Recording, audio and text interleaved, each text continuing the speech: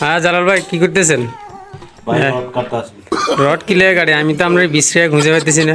Rod কাটতাছি ভাই, rod দিয়ে একটা খাঁচা বানাচ্ছি। খাঁচা দিয়ে কি করবেন আবার? খাঁচা কি কাজে লাগবে?